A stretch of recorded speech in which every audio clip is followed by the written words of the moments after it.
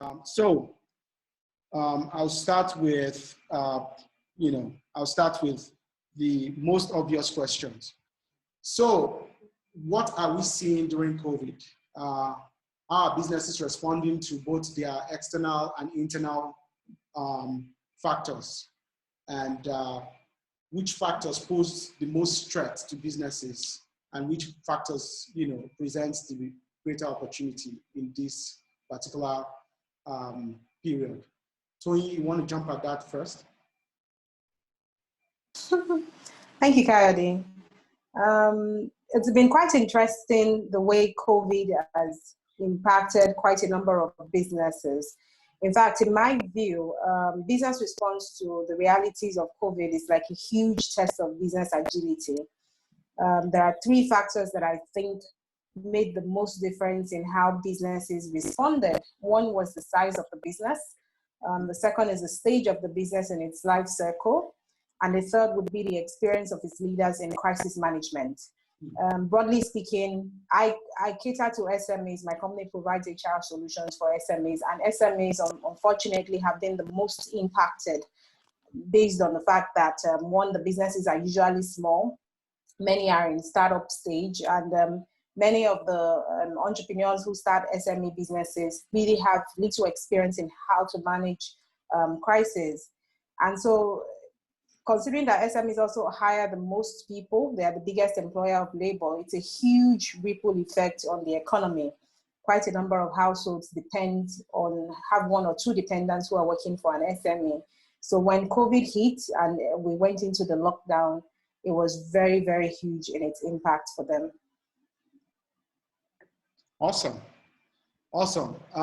Professor Ward, do you share the same opinion? Yeah, largely, yes. So I would say that I would add from Tonyan talked about size and stage and leader experience. I would also add into that the sector, right? So the sector and sort of technology that that companies are using. Some sectors have been obviously hit much harder than others. But I would also say that in any crisis, right, or in any disruptive event like COVID, there's certainly businesses which have faced huge disruption, but at the same time there are also businesses that face huge opportunities, right? So these disruptions cause great trouble and great distress to some organizations, and especially, I would say, as Tonyan said, particularly large organizations which aren't as nimble and agile to be able to adapt and change. But you've also got equally, in as much disruption as you've also got equal opportunity. And so you see lots of opportunities for businesses, particularly entrepreneurial businesses, as they can spot the opportunities, they can move quickly, and they can take advantage of those opportunities. And right now we're on Zoom, and you just look what happened to Zoom since the pandemic. Relatively small company, relatively unknown, only used by a few sort of businesses, and now everybody's using it. I mean, it's just exploded, and just had that opportunity created by this disruption. Korede, so Korede, what do you think? I mean, I know Professor Ward jumped into what opportunities are being taken advantage of, particularly by small businesses, and because of the agility of small businesses.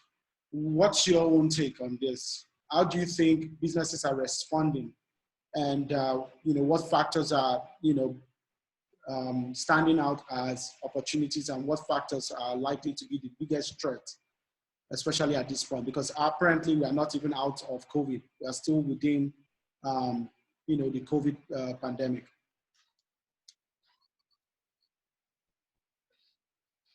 Thank you very much, Kayode. I think the two speakers before me have said it all. Agility is pretty much what's going to make a difference between the winners and the losers.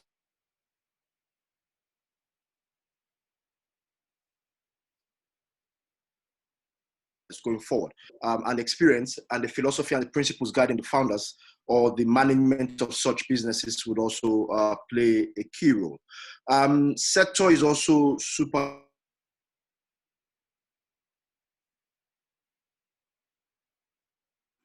Already, we are losing you. We are losing you in between. Hello, Korede. But I think one of the benefits, if I could say that, of the pandemic is that it's given room for innovation. So, and I would explain. You'd see that innovation thrives where there is some constraint. And I think that goes to speak to the saying that necessity is the mother of invention. The First World War was directly responsible, or maybe mostly responsible, for women being allowed to work outside of the home for the first time. And that's because the First World War took away most of the men from the homes and to go fight the war. And the capabilities, the skills, the energy, the smartness, the brilliance that is required by women to work outside of the home already existed. It wasn't invented by the First World War. But societal beliefs and constraints have prevented women from doing little much outside of the home. But during the war, the demand for skilled labor to work in the factories to manufacture arms and ammunition for the fighting soldiers, and the need to feed the children led to recognition of the capabilities of women. We are seeing, and if you look at every major pandemic, every major strife, every major constraint at scale, you'll find out that there's a traceable development that can be accorded to such events. And if you look closer to home with the COVID-19 situation, everything we're using now to cope or to manage the COVID events already existed, well, except for the vaccine. Everything we're using already existed. Live streaming was invented some 15, 20 years ago, came into prominence with Netflix about 10 years ago. Online learning has been around since God's when. For some of us who did IT on the side whilst in college, some 15 years ago, we would go to lynda.com to learn programming and a few other things. Lynda.com was eventually bought by LinkedIn a few years ago. But these technologies were not pervasive until now. And what has made them pervasive is the constraints that that COVID-19 had implemented or had forced on all of us. So now you'd find that some of the businesses that are going to thrive going forward are those that embrace the opportunities that COVID-19 has provided, that also have a mindset, an agile mindset, which I define as knowing that your business today might not necessarily be your business tomorrow, but having not falling into the sunk cost trap of wanting to continue to be in the same business irrespective of the changing circumstances. So every business leader now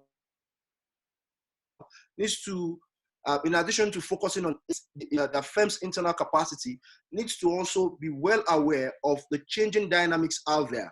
And they should continue to strive to ensure that their internal capacity is consistently and constantly matched to the external realities so that they can stay competitive. I'd like to rest at this point. Thank you.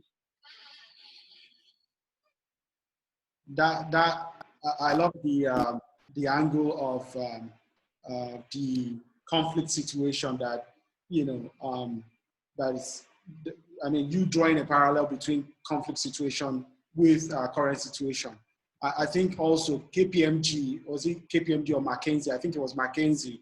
I think one of the first, articles that came from McKinsey at some point was, and that was during the COVID period, was drawing a parallel between war and COVID, the alignment of that. And so I'd like to, Professor Ward, I wanted to come to you and ask you about mega trends. I know that a lot of mega trends, I'm not sure if mega trends are really, the mega trends, I'm not sure if they actually told us a story of the possibility of COVID, or if mega trends will still be relevant with COVID, at the center of the stage. What do you think, Professor Ward? Yes, I spend a lot of time teaching about these mega trends, right? And so things like changing demographics, rapid urbanization, climate change, artificial intelligence, energy generation, storage, social commerce, blockchain, kind of things like this. And the commonality of them is that they are sort of bringing disruption, right? So they're going to bring a lot of disruption to society in general, but therefore into businesses as well. And so businesses really need to kind of think about how they can anticipate these types of events and build resilience into their organizations, right? And build, make their strategies resilient to different possibilities, different scenarios that are going on out there. And the same is true for a pandemic, right? So the pandemic is a very disruptive event. Has happened much more quickly than some of these others, which are going to unfold over 10, 15, 20 years. And so we're very compressed in this pandemic. But that same level of disruption is going to come and continue to come over the following years. And so a lot of the responses, a lot of the strategies, a lot of the ways businesses need to think about it are the same for something as intense as the pandemic and as more drawn out as some of these megatrends. But I'd also like to sort of pick up from Olu and what he just talked about, right? In terms of kind of thinking about where that disruptions come from in the past and how people have and society has transitioned in response to those in response to those changes and disruptions. And I completely agree with what he said. But the way I look at it, at least he talked about the First World War, but at least since the Second World War, right? We've had I would say really three major types of disruption, right? So globalization was the first, and that from the Second World War onwards, almost every business now has global competition and global influence, and you see a lot of businesses that were huge businesses before sort of not being able to respond to that global competition and then going away. And then we had the internet as a second major disruptor, which then gave access to information to at your fingertips to everybody, and much more information and transparency was brought by that, and that also caused a lot of disruption. And internet became another means of distribution and another way of doing business, another mode of doing business. And thirdly is mobile devices, right? So smartphones came along and put that internet right in the palm of everybody's hand, and gives you access to almost anything that you could possibly want from an information perspective in the palm of your hand. And all of those have brought tremendous disruption to existing businesses, but they've also brought tremendous opportunities to creation of new businesses. You think of some of the largest companies in the world now, right? So Amazon, Google, Facebook, Apple, kind of all of these businesses were created because of those, because of the rise of the internet, because of mobile devices has really accelerated those businesses. And so each of these big forces, whether it's a mega trend, whether it's a big event like COVID-19 or pandemic, creates this huge disruption to many, many businesses, but also just as much disruption as also creates these opportunities. Thank you so much, Professor Ward. So I want to go into operations. Now that we know that big events like this causes disruption. It's, I mean, there's some conversations I've had in the past week, and there's been an argument between if there is increase in the cost of operation or decrease in the cost of operation. Tony, let me start with you. Tony, do you think there is increase in the cost of operation? Apparently, everyone is working from home. Are we seeing increase in the cost of operation, or are we seeing decrease in the cost of operation?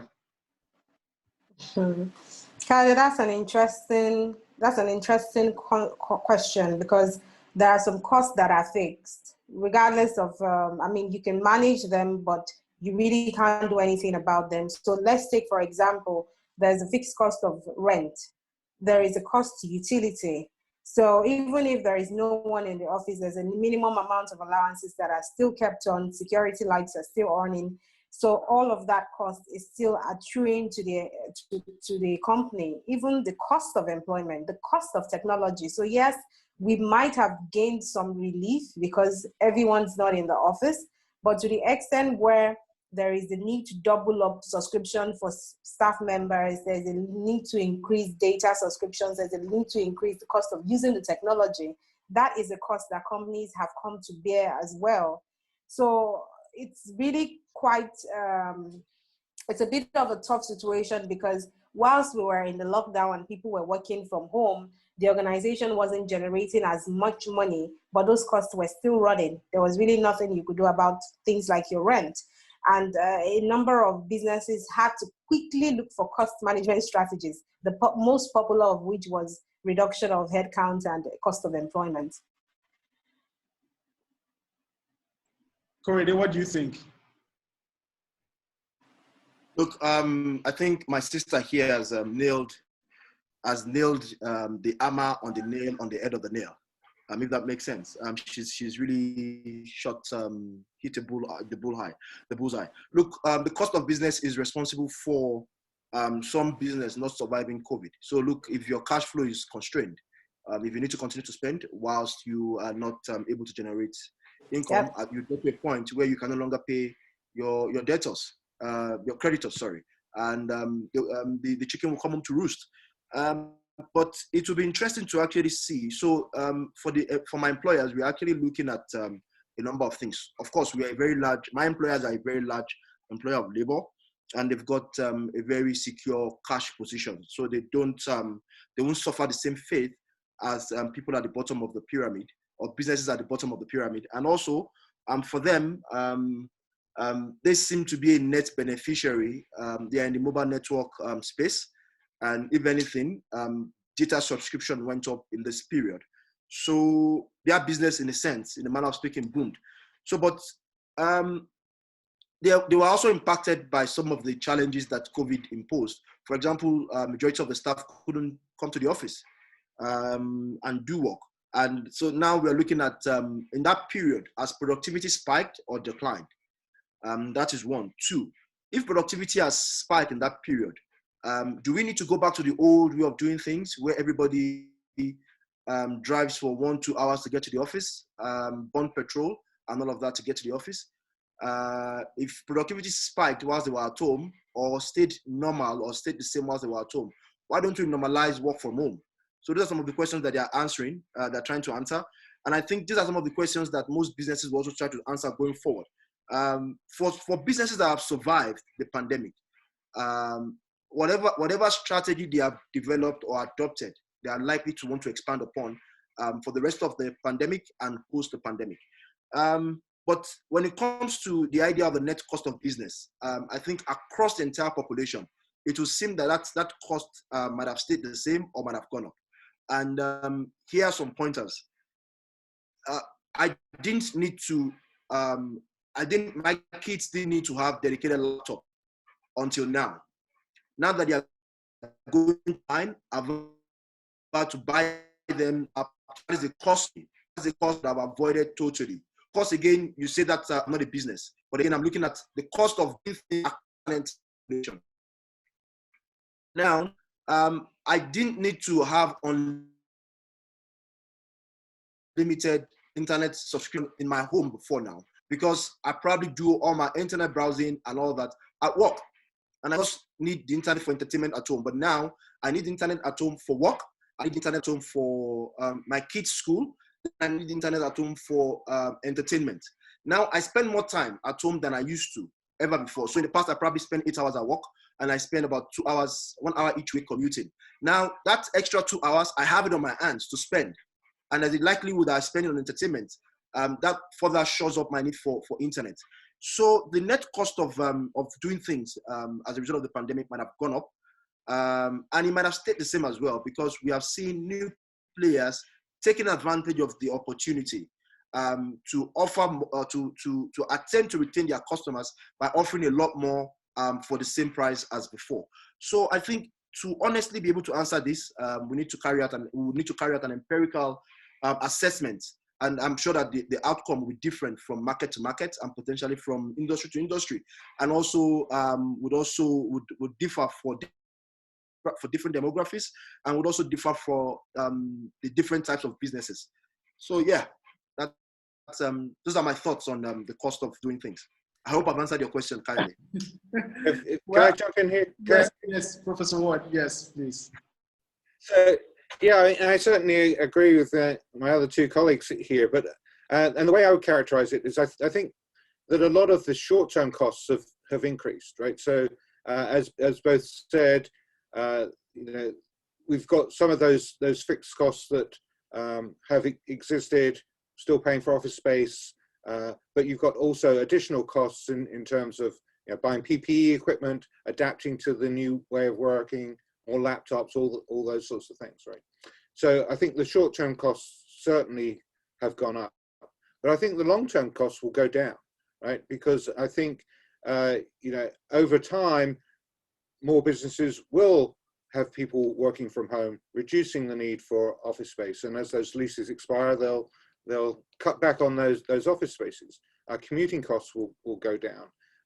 Business travel is likely to, it's almost disappeared right now, but will probably be at a lower level for a long time than it was before. So a lot of those long-term costs, I think, will go down, because we're seeing this, and one of the things that we see as a result of COVID, the pandemic, is this acceleration of what we might call the dematerialization, right, or the digitization of business and the world. So we're more reliant on digital means. We're having meetings like this over Zoom, and the digital costs are much lower than the physical costs of doing things.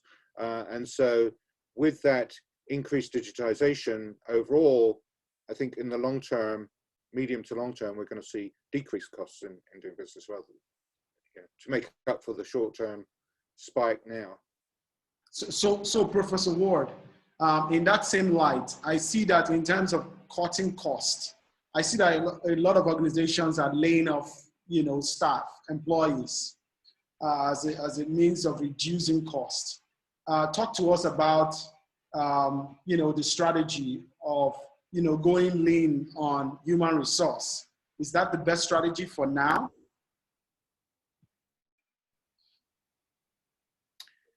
Yeah, and I think this pandemic has obviously disrupted many businesses, right? And so there's different functions that are needed, right? So we have seen the reduced need for a lot of sort of functions that can't really happen in this distanced world. But we're also seeing a huge growth in employment in other areas, right? So you're seeing a strong demand for people in different different types of services or services that weren't as in demand before, and less of some others. So I think there's a redistribution as much as a up or down kind of thing, and so, but for an individual employer, an individual business, that's going to very much depend on their particular business and what business they're in, what sort of functions they can provide, and what kind of services they can provide to their customers. And so and the way in which they provide those services may be very different now than it was 8 months ago. So I don't think there's one specific general answer to that. I think there's it very much depends on the circumstances of the individual business. So if I could also quickly chip in there. Okay. Yeah, quickly chip in there. So I agree with the good professor that there's a redistribution, and unfortunately, some people have been redistributed outside of the scope of their current employers. I think something else that COVID has done is that it has forced some sort of introspection on the part of employers of labor, and they're asking themselves those critical questions. Do we really need this much or this type of this type of skills in our business? You know, in as much as I'm a firm believer that business or businesses should exist for the societal good, the truth of the matter is that the core focus of business should also be that business's survival.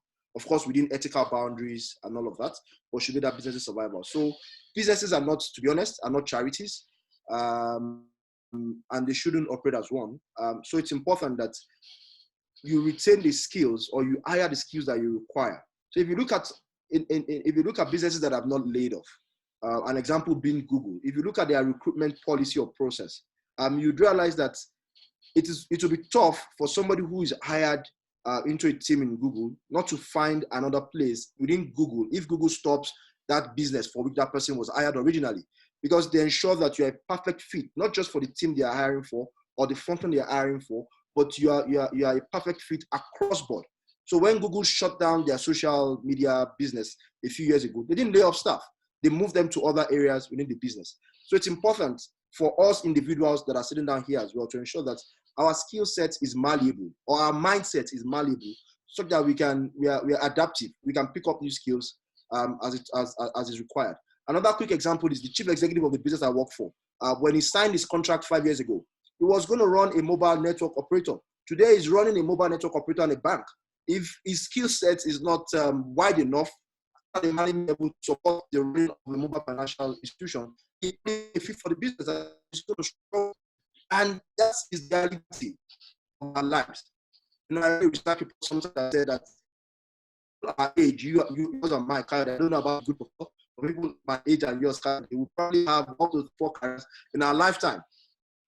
But the truth is that, are you seeing that out there? So the capabilities to do that is there. The world is changing quickly and offering us opportunities to be adaptive and all that. But the other question is, are we taking advantage? Are we leveraging that? Are we spending that extra 1 or 2 hours, or are we crafting out that 1 or 2 hours a week to dedicate to the development or the acquisition of a skill set? Because look, forget about the pandemic. Businesses would get to a point at different times, right? It's just unfortunate that the pandemic forced it to happen at the same time. But businesses all over the world would get to a point every time where they will rethink their core offerings and ask themselves the question, do we need to continue to offer this core offering? And if the answer is no, everybody whose skill set is tied directly to offering those core offerings and they cannot be reassigned elsewhere in the business will be let go. And that is what we have seen in the majority of instances here. I'd like to rest. I think something like the pandemic just accelerates. Right. Yes, it accelerated things, yes. It just accelerates these transitions. Yeah. Correct. Let's go to Tony, because that's Tony's space. So Tony, talk to us about, Professor Ward and Korede have said that they found a perfect excuse for laying off people. Talk to us about your own perspective as an HR professional, and also talk to us about how, where does an organization draw the line between being empathetic and at the same time, being a good steward of the resources that are available within the organization. Talk to us about that.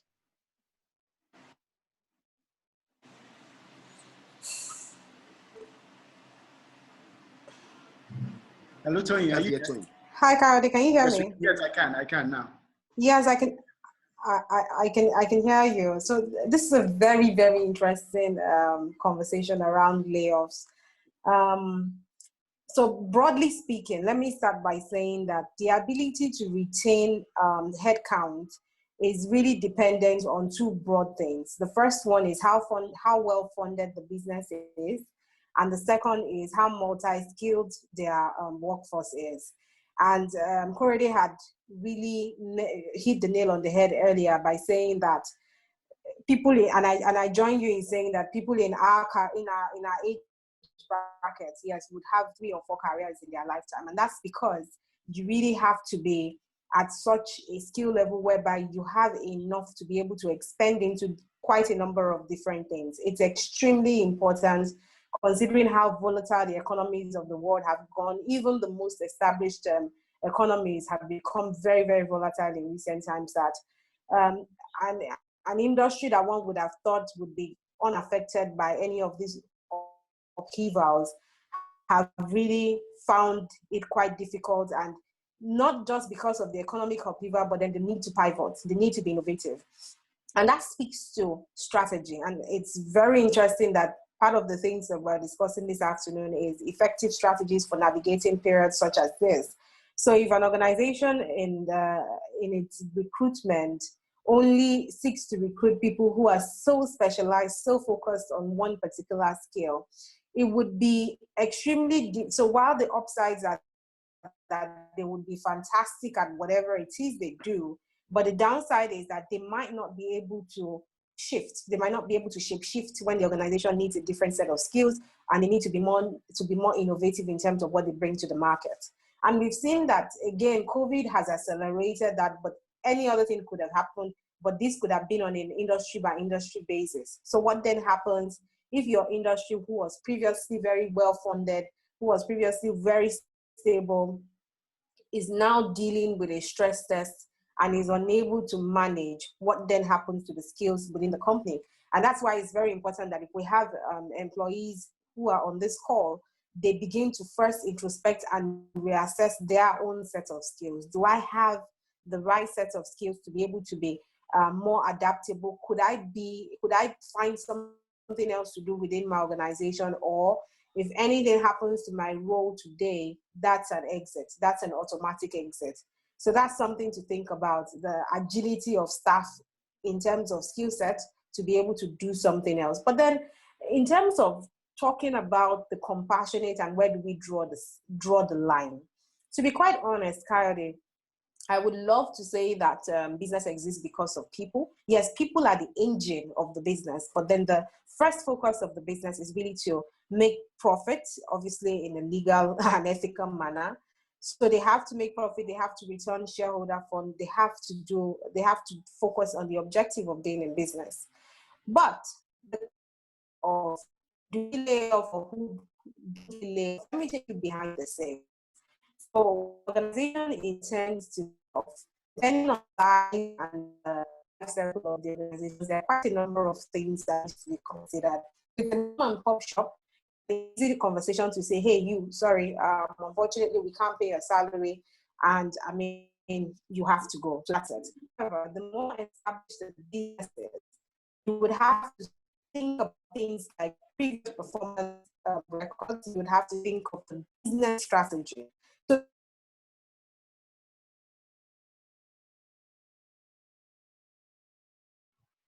hello, Tony.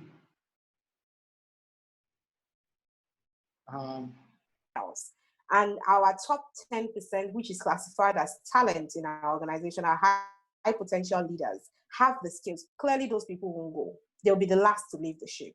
But if you're looking at your business strategy and you've thought about it to say, you know what, we can really do without this individual, plus their performance over the last 2 years hasn't been great, plus they've had quite a number of disciplinary issues, plus they are cantankerous in the organization and their behavioral traits as well.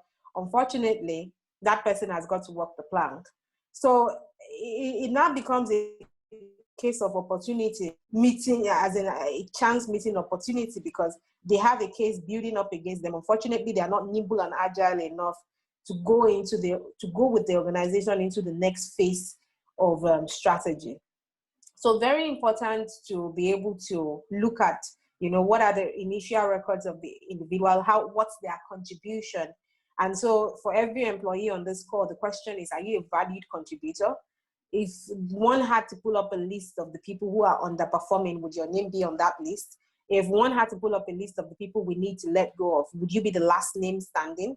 Those are very, very, very serious things to think about, because to be quite honest, gone are the years of an organization-led career plan.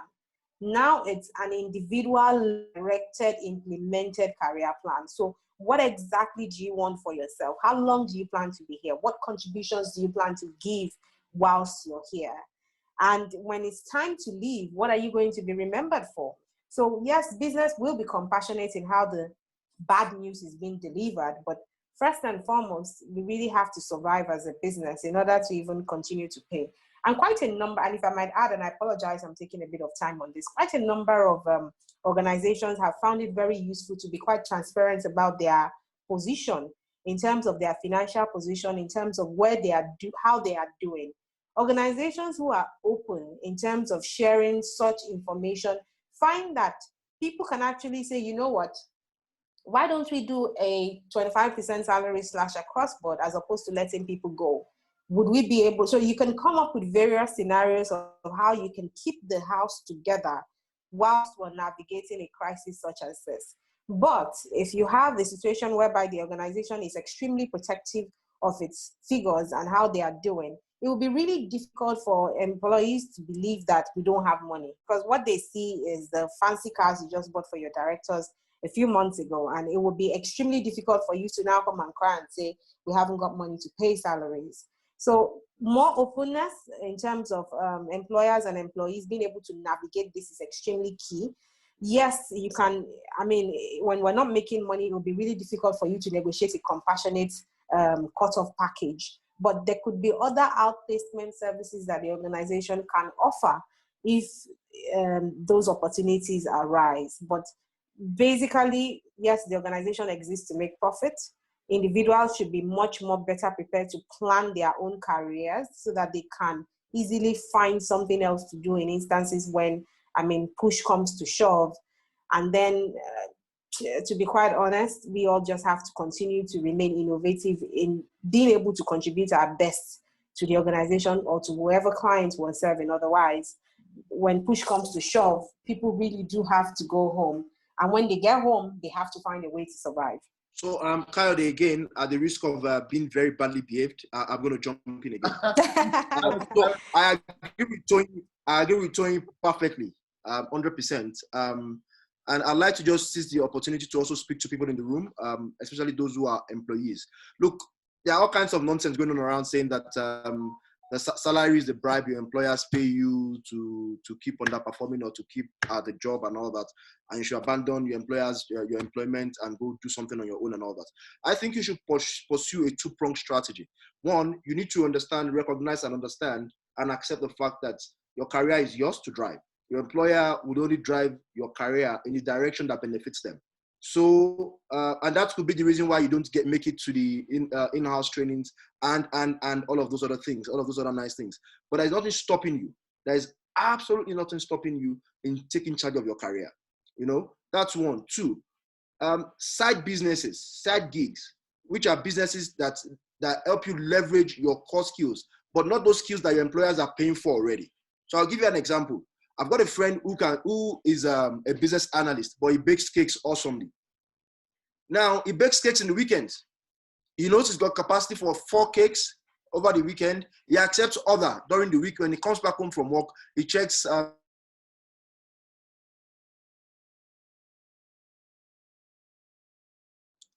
Hello, Corey. I think we lost you for a bit.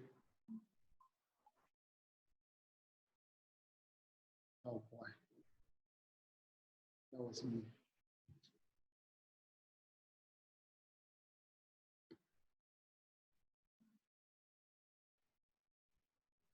Oh man.